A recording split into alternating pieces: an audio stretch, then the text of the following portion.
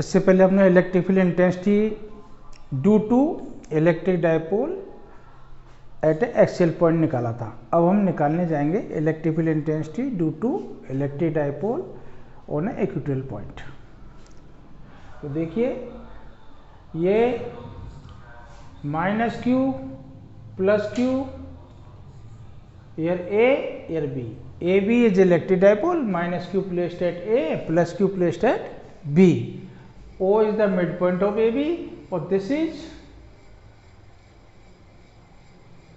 equatorial line. We have to find, पहले topic ले देता हूं, electric field intensity, electric field intensity electric field intensity at a equatorial point, at a equatorial point due to electric dipole।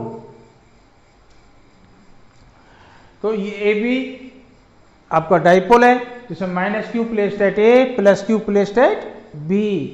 We have to find electric field intensity at point B, at point P, where OP equals to R, ये OP equals to R, ये distance है, और AB यहाँ कितना है, AB equals to 2A, इस शुरू से हम लेके चल रहे हैं। तो ये आपका डिस्टेंस A हो गया, ये आपका डिस्टेंस भी स्मॉल a हो गया। अब इसको हमने ज्वाइन कर दिया है, जरूरत पड़ेगी पहले ही ज्वाइन कर देते हैं। ये ज्वाइन कर लिया हमने, इसको भी ऐसे मिला देते हैं, ये ज्वाइन कर दिया। अब देखिए ये डिस्टेंस आपका ए, ये आर, ये ए, ये आर, ये परपेंडिकुलर बाइस्टर कहते हैं एंगल 90 का, ये angle 90 degree. Now in triangle P A O, ये हाइपोटेनस हो गया, यस। तो P A equals to, yes, P A equals to हो जाएगा under root are square plus A square. Similarly P B equals to R square plus A square. तो ये P B भी यही हो जाएगा, P A and P B वो था same. Now we have to find electric field intensity at point P. P equatorial point है, तो इस डाइपोल के कारण निकालना है। देखो अपने पास इलेक्ट्रिक फील्ड इंटेंसिटी निकालने का ड्यू टू पॉइंट चार्ज एक ही फॉर्मूला है, E equals to k q upon r square. तो यहाँ भी दो पॉइंट चार्ज है, माइनस क्यू और प्लस क्यू, दोनों के लिए निकालेंगे, वेक्टर एडिशन करेंगे। वेक्टर एडिशन मतलब डायरेक्शन का ध्यान रखेंगे। तो पहले निकाल रहे हैं electric field intensity at point P due to plus q. तो E at P, E means ये इलेक्ट्रिक फील्ड इंटेंसिटी में शॉर्टकट लिखा है, electric field intensity at P due to plus Q. Electric field intensity at P due to plus Q which placed at B, charge plus Q which placed at B।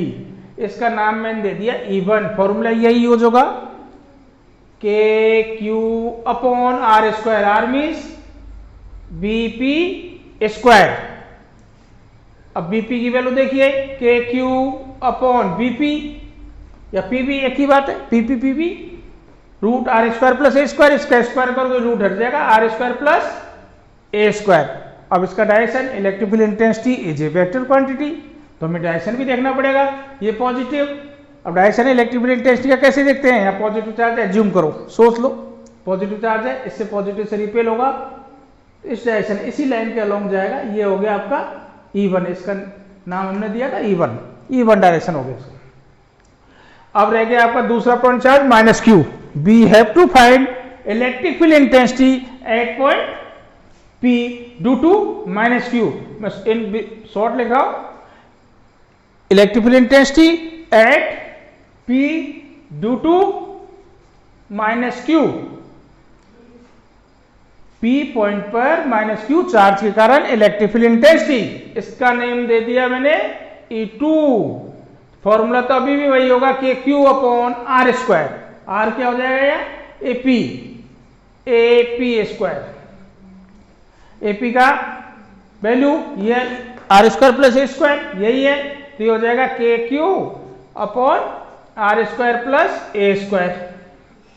अब इसका direction देखिए, अब ये negative charge या positive charge रखो तो negative अपनी तरफ अट्रैक्ट करेगा, तो ये E2 का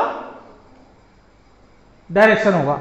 अब E1 E2 का डायरेक्शन हम यहां भी लिख देते हैं। देखो E1 का डायरेक्शन कैसे, ऐसे, यानी BP, आप सिंपली लिख सकते हैं अलोंग BP। मैं लिख रहा हूं BP कैप, कैप में यूनिट वेक्टर, BP के अलोंग यूनिट वेक्टर। और इधर इसका E2 का डायरेक्शन क्या आएगा, ऐसे PA कैप, P से एक ही तरफ। अब देखिए ये तो इक्वेशन हो गई आपकी फर्स्ट, ये इक्वेशन हो गई आपकी सेकेंड। अब रिजल्टेंट इलेक्ट्रिक फील्ड इंटेंसिटी निकालनी है, तो जब भी आप वेक्टर एडिशन करते हैं हम, तो वेक्टर एडिशन 11th क्लास में पेलगम लॉ, पॉलीगन्स लॉ वो यूज करेंगे। तो अपने पास दो वेक्टर है, तो ये तो पेलगम लॉ यूज कर सकते हैं, ये एंगल ढूंढ के जो हमने 11th में पढ़ा है। एक जनरली जैसे आप ज्यादातर बुक्स में पढ़ोगे, इसको कंपोनेंट फॉर्म है, जो हमने 11th क्लास में लॉज ऑफ मोशन में कंपोनेंट लिए थे, उसके अकॉर्डिंग जाके थोड़ा इजी पड़ता है। इजी तो दोनों ही है, मैं दोनों ही बता दूंगा आपको। तो देखिए पहले ये लाइन सिंपल एक ही गई, ये लाइन आगे बढ़ा दी, इसके पैरेलल लाइन BA के पैरेलल लाइन PX, जो भी नाम देते इसको रब कर रहा हूं, PX नाम दे दिया। तो draw PX parallel to BA, ये पैरेलल लाइन हो गई। सपोज ये एंगल थीटा है, सपोज, तो ये एंगल भी थीटा हुआ, अल्टरनेट, ये Z बन गया। ये थीटा है तो ये इक्वल है, आइसोलेस ट्रायंगल से ये भी थीटा होगा, ये ट्रायंगल से साइड इक्वल, इक्वल साइड है, equal angle opposite to it.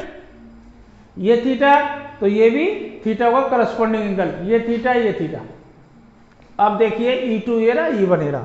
E1 कितना एंगल बना रहा है PX के लोग, थीटा। तो E1 का इधर कंपोनेंट क्या आएगा, E1 cos थीटा, इधर E1 का क्या आएगा, E1 sin थीटा। E2 ये रहा, E2 कितना एंगल, थीटा, इधर क्या आएगा, E2 cos थीटा, इधर E2 का कंपोनेंट क्या आएगा, E2 cos थीटा।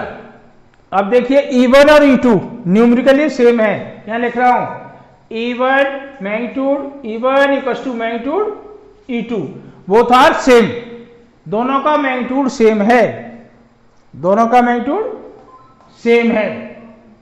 तो ये वर्टिकल जो कंपोनेंट है E1 sin थीटा है, एक मिनट, E2 cos थीटा, ये E2 को sin थीटा आएगा, E2 sin थीटा, इधर E2 cos थीटा, इधर E2 sin थीटा।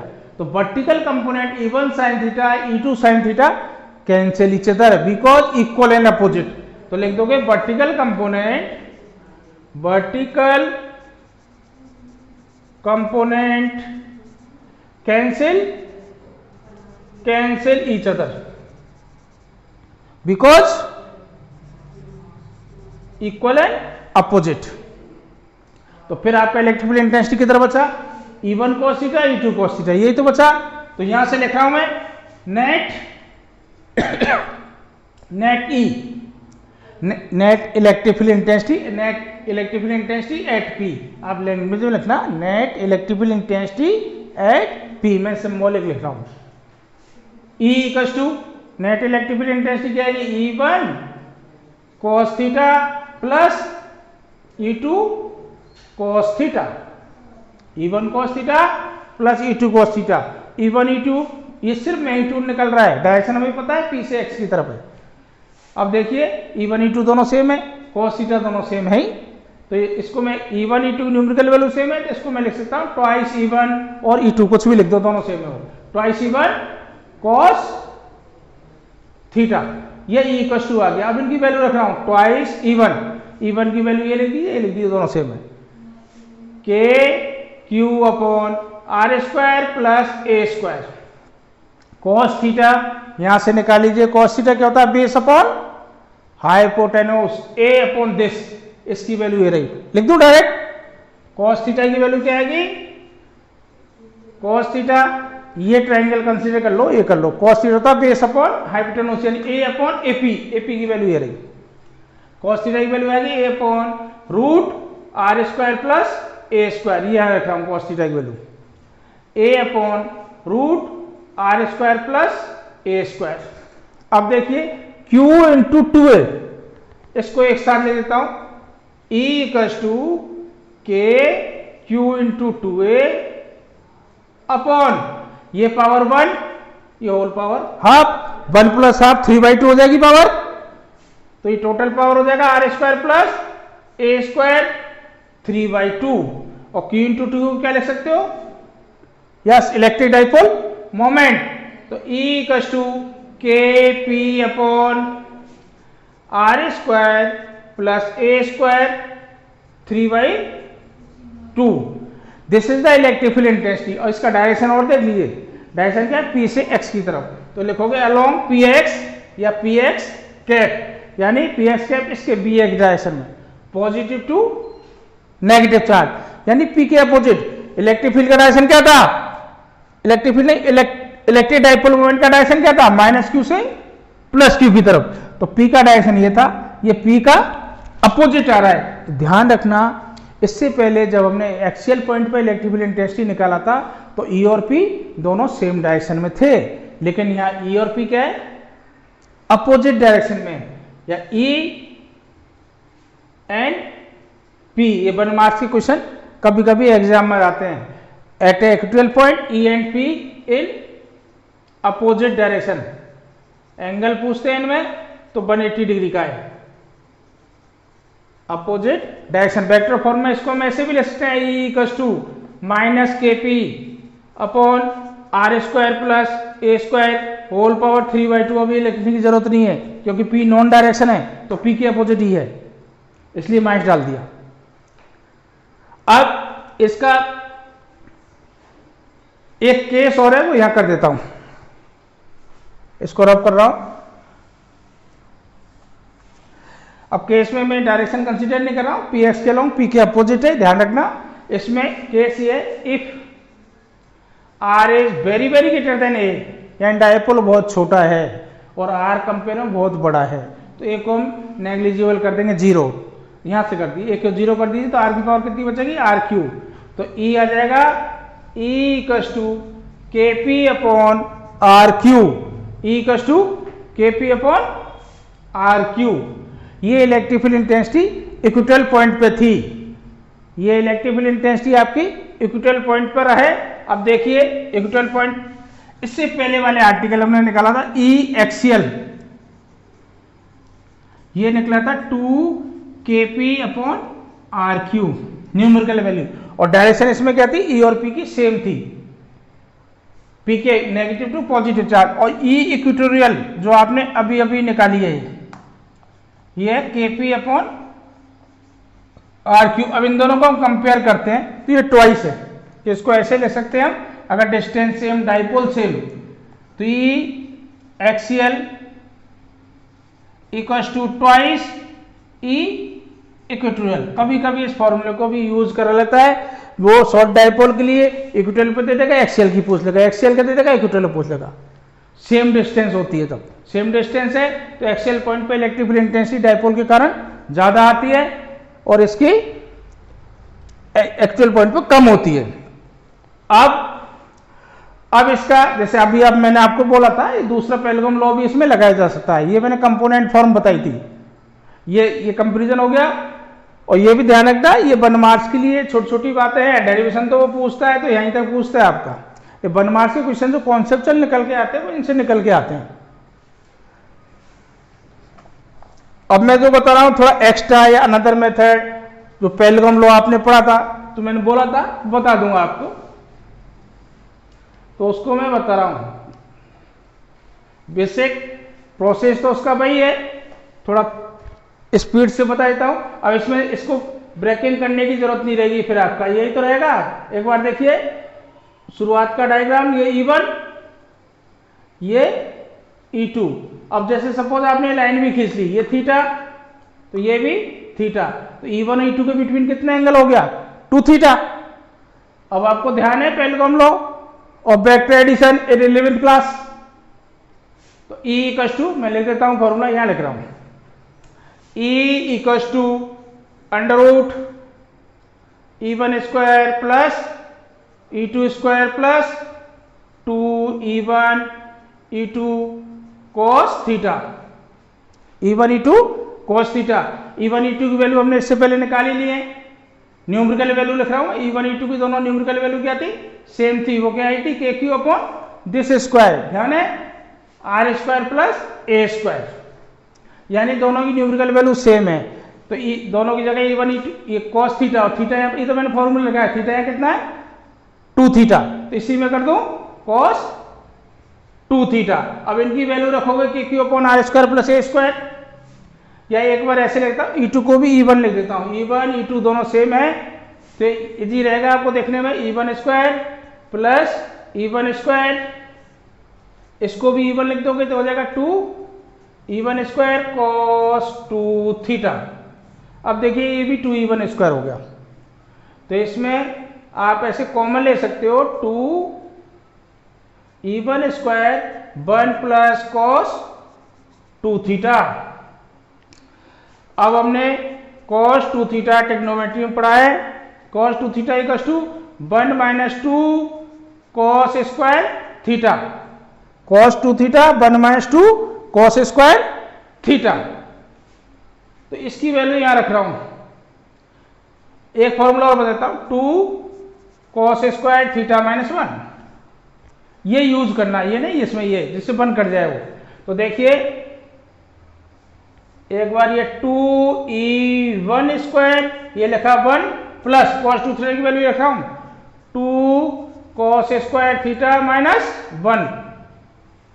अब ये 1 से 1 कैंसिल आउट, 2 2 4, तो देखिए यहां लिख रहा हूं आगे, नेट ई आ गया 2 2 4 E1 square cos square theta, ये बच गया।